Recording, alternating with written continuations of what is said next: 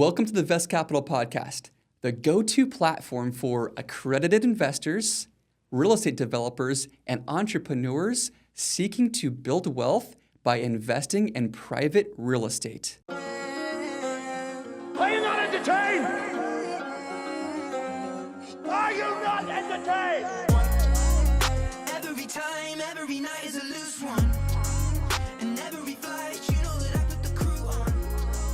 You say that I drop well, it's Welcome back to the Vest Capital Podcast. My name is Tanner Wiedrickson, your host. Today is a very special opportunity. It's a fireside chat. We're actually here live with a group of friends, current investors, potential investors, consultant vendors, all the above. So we wanted to express our gratitude to each and every one of you guys for joining us. We appreciate you.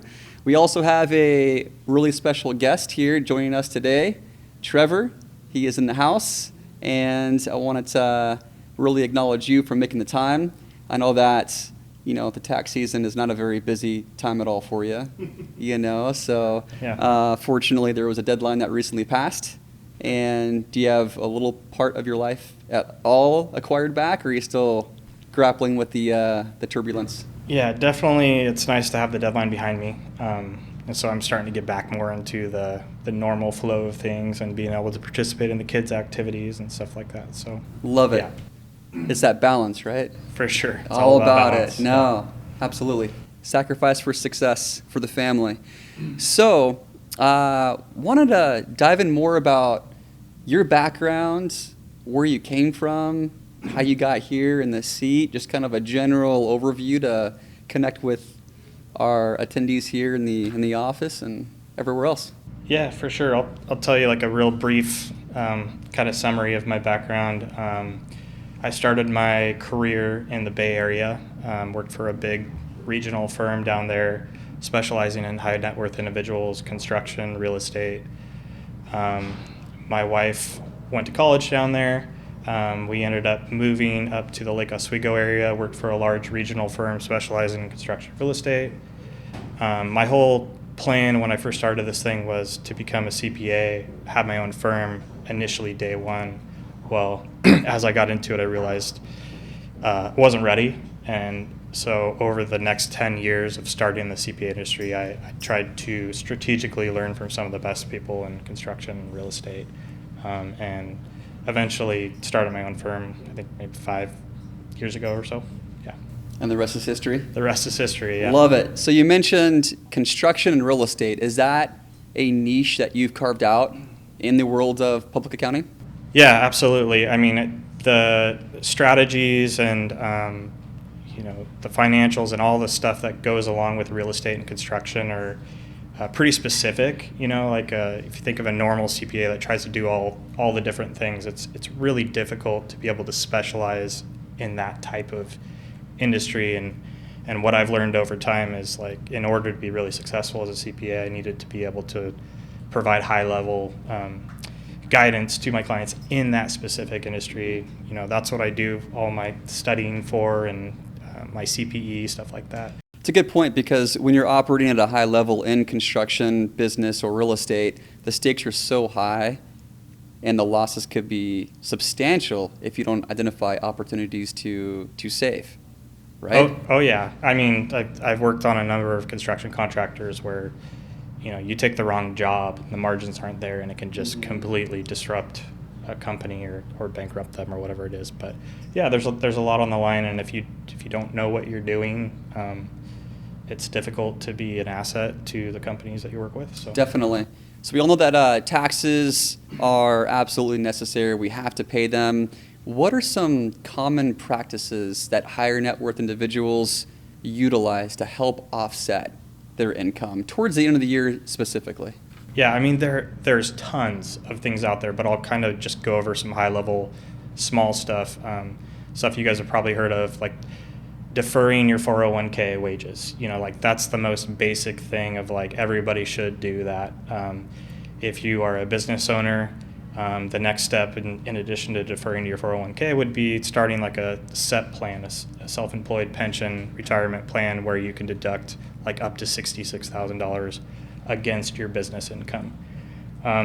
I've seen, as I worked over the years in the CPA industry, I've seen a lot of different things. There's things called like cash balance plans, of where rather than being limited of deducting $66,000 to offset your income, you can deduct hundreds of thousands of dollars. But it comes with a bunch of strings attached, a bunch of complexities and all those things. Some of the other things that I see, the most traditional thing that I see is people start a business, they just start doing really well. And what they tend to do is they'll, buy their own headquarters through real estate, and they'll rent back to themselves. And that's a great opportunity for you to kind of like put some, have a depreciation tax shelter, paying yourself rent, put some money in your pocket while you continue to grow your operating business. So that's a great thing. And then as people get more advanced and they've already gone through that process of just investing in real estate. I mean, real estate is probably the best investment avenue in my mind because of the depreciation tax shelter, the tax-free distributions, the opportunity to 1031 exchange and defer gains going forward. There's just a number of things that you can do. So That's incredible. You're describing the American dream almost, right? Oh, yeah. Yep. I love that. So you did touch on private real estate. Should all investors consider private real estate to have in their portfolio? Should only a contingency of them? Is it more of a preference? What are your thoughts, generally speaking? That's my first question. Second question to follow up with that is, what are the tax advantages specifically to invest in private real estate? Yeah, I think everybody should, if they can, have some diversity in their retirement allocation. You can't be all stocks, you can't be all real estate, whatever it is, but there needs to be, people come up with a specific percentage of allocation, like, hey, I'm going to put 25% of my retirement into, a SEP IRA, and then that's going to invest in real estate, and I'm going to put the rest through 401k. I would say, like, the biggest advantages for a lot of my clients are the ability to become a materially participating real estate professional.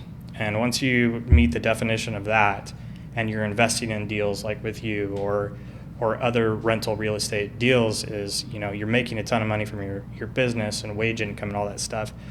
Well, depreciation and bonus depreciation, you can create losses through these real estate assets and directly offset that income from your entity. And that is like, I feel like we do that every day. Like, that is our goal. Let's figure out a way, you're going to make $1 million this year. Let's figure out a way to create a loss for you temporarily so that you're not paying in the highest tax brackets year over year over year over year. That's a prudent approach. No, I appreciate you sharing that. Absolutely, that's a game changer. You were mentioning a materially qualified real estate professional. Did I say that correctly? Materially participating real estate professional. Okay, you've got it. Is there a certain threshold that triggers that, if you will, credential to then have that classification?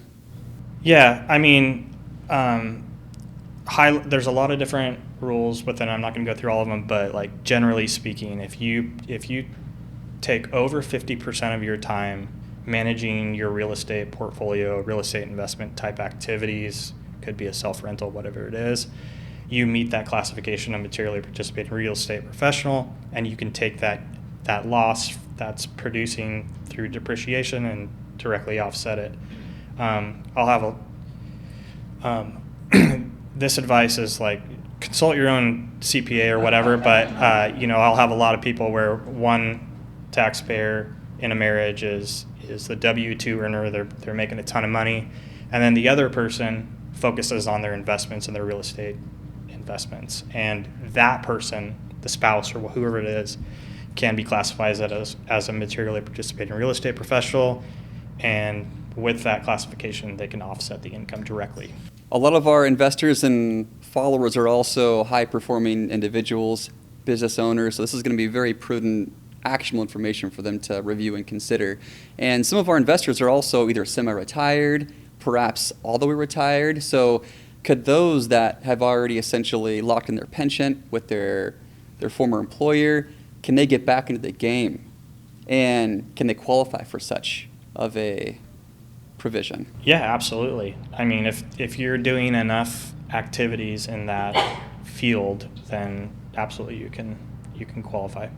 There's opportunities for you to take, like, I think we talked about self-directed IRAs, Yes. where you have the opportunity to take money, put it in some of the deals that you're doing, and utilize that money to make it tax-free as you're, it's appreciating and accumulating and all that stuff. So. And that could be a completely separate podcast, is Oh, yeah. the self-directed IRA and the benefits of deploying that vehicle. So very cool. So we're moving some really good grounds right here. When we talk about investing in private real estate and the investors becoming a limited partner in a syndication or an investment fund, typically they're treated as a K1 investor, if you will. Everyone's heard of K1 mostly if you're in this space. Can you perhaps go a bit more granular on what that means and how that impacts them? Yeah, for sure. So like K1, high level, is your pro rata share of the asset that you're investing in that comes through to you. So let's say they invest with you, and you have a multifamily unit or something like that, and it produces a loss of $200,000. Well, they put in all of their capital into that deal, so they own a certain percentage of that. And what happens is when that multifamily house does their tax return, they produce that $200,000 loss. Well, a percentage of that will come on the K1 to you. You will either recognize that income or that loss. The K1 will also have detail of like how much money you put into the deal. It will keep track of your capital balance. All of those important things, I guess. Yeah. Absolutely.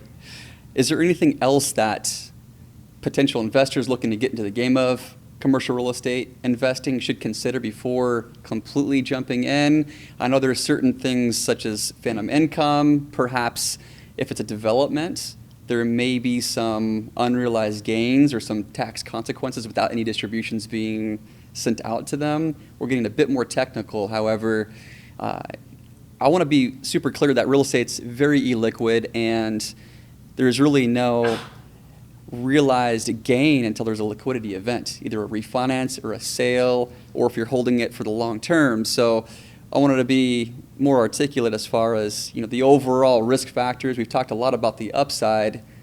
What's the downside? Downside is exactly like what you said.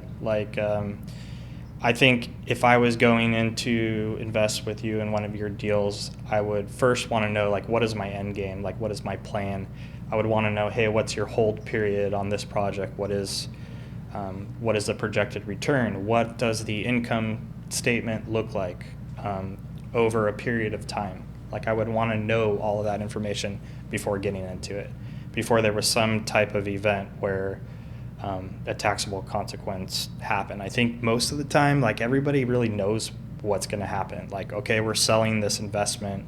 You're going to expect this kind of gain on your K1, and you're going to pay this kind of tax type thing. But, real estate's, I don't think there's a ton of surprises in my mind. So it's stuff that you can plan for, and as long as someone like you, Tanner, is communicating with your investors, hey, this is what's going on, this is what to expect, people can plan for it. Absolutely. Yeah. Well, I sure appreciate your time. I think it was incredibly valuable, and hopefully you can continue crushing the game of your business, and we'll catch you in the next one. Yeah, thanks for having me. Yeah, absolutely. Appreciate it. Yeah.